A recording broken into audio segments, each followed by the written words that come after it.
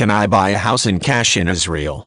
When it comes to investments, Israel is not a much talked about commodity. However, there are some factors that need to be looked at which may surprise you when it comes to investing in Israel. First of all, did you know that Israel is the #1 country in the world in the number of startup companies? They have specialized in developing new technologies, many of which are used by Americans every day.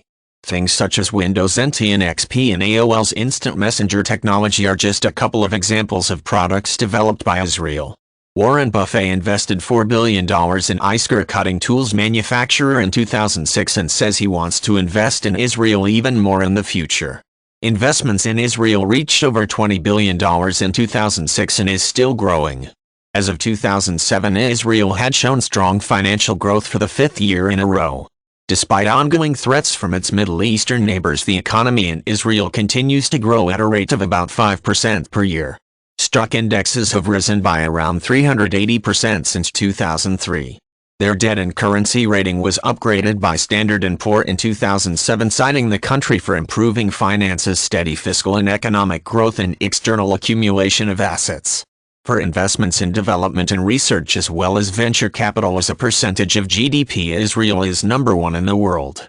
They also have per capita the highest amount of engineers in the world. 1 out of every 8 Israelis also hold some kind of advanced degree.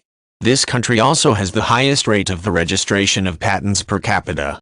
All of this, along with the facts that Israel is a leader in agricultural, medical and alternative energy technology and software communications, has made Israel a prime candidate for investors. As we move into the future, it only seems logical that Israel will continue its growth and become an even stronger commodity for investors.